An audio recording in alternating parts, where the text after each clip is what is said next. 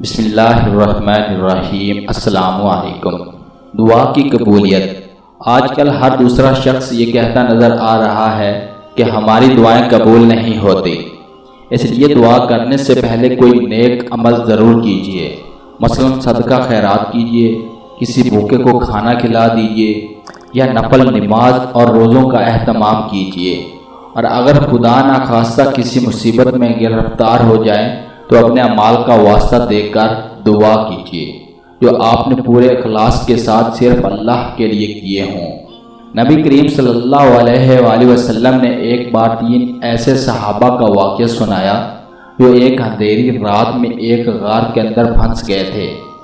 ان لوگوں نے اپنے مخلصانہ عمل کا واسطہ دے کر خدا سے دعا کی اور خدا نے ان کی مصیبت کو دور فرما دیا۔ واقعہ یہ ہوا کہ 3 دوستوں نے ایک غار میں پناہ لی۔ خدا کا کرنا پہاڑ سے ایک چٹان پھسل کر غار کے منہ پر آ پڑی اور غار بند ہو گئی۔ دیو قیامت چٹان تھی، بھلا ان کے بس میں کہاں تھا کہ اس کو ہٹا کر غار کا منہ کھول دیں۔ مشورہ یہ ہوا کہ اپنی زندگی کے نیک اعمال کے واسطے دے کر خدا سے دعا کی جائے، کیا عجب کہ خدا سن لے اور اس مصیبت سے نجات مل جائے۔ چنانچہ ایک نے کہا، میں جنگل میں بکریاں چرایا کرتا تھا اور اسی پر اپنا گزارا کرتا تھا، اور جب میں جنگل سے واپس آتا تو سب سے پہلے اپنے بوڑھے ماں باپ کو دودھ پلاتا اور پھر اپنے بچوں کو۔ ایک دن میں گھر دیر سے آیا تو ماں باپ سو چکے تھے، بچے جاگ رہے تھے اور بھوکے تھے، لیکن میں نے یہ گوارا نہ کیا کہ ماں باپ سے پہلے بچوں کو پلاؤں، اور یہ بھی گوارا نہ کیا کہ والدین کو اٹھا کر انہیں تکلیف پہنچاؤں۔ چنانچہ میں رات بھر دودھ کا پیالہ لیے ان کے سرانے کھڑا رہا۔ بچے میرے پیروں سے چمٹ چمٹ کر روتے رہے، لیکن صبح تک اسی طرح کھڑا رہا۔ خدایا، میں نے یہ عمل خالص تیری خاطر کیا، تو اس کی برکت سے غار کے منہ سے چٹان ہٹا دے۔ اور چٹان اتنی سی ہٹ گئی کہ آسمان نظر آنے لگا۔ دوسرے نے کہا، میں نے کچھ مزدوروں سے کام لیا اور سب کو مزدوری دے دی، لیکن ایک شخص اپنی مزدوری چھوڑ کر چلا گیا۔ کچھ عرصے بعد جب وہ مزدوری لینے آیا تو میں نے اسے کہا کہ یہ گائیں، بکریاں، نوکر چاکر سب تمہارے ہی ہیں، لے جاؤ۔ وہ بولا، خدا کے لیے مذاق نہ کرو۔ میں نے کہا، مذاق نہیں، واقعی یہ سب کچھ تمہارا ہے۔ تم جو رقم چھوڑ کر گئے تھے میں نے اس کو کاروبار میں لگایا، خدا نے اس میں برکت دی، اور جو کچھ تم دیکھ رہے ہو سب اسی سے حاصل ہوا ہے۔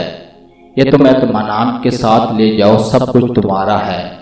وہ شخص سب کچھ لے کر چلا گیا۔ خدایا، یہ میں نے محض تیری رضا کے لیے کیا، تو اس کی برکت سے غار کے منہ سے چٹان دور فرما دے۔ خدا کے کرم سے چٹان اور ہٹ گئے۔ تیسرے نے کہا، میری ایک چچا زاد بہن تھی جس سے مجھ کو غیر معمولی محبت ہو گئی تھی۔ اس نے کچھ رقم مانگی، میں نے مہیا کر دی، لیکن جب میں اپنی ضرورت پوری کرنے کے لیے ان کے پاس بیٹھا تو اس نے کہا، خدا سے ڈرو، اس کام سے باز رہو۔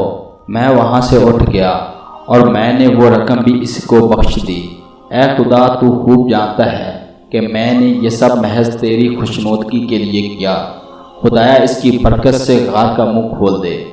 خدا نے غار کے منہ سے چٹان ہٹا دی اور تینوں کو خدا نے اس مصیبت سے نجات دی۔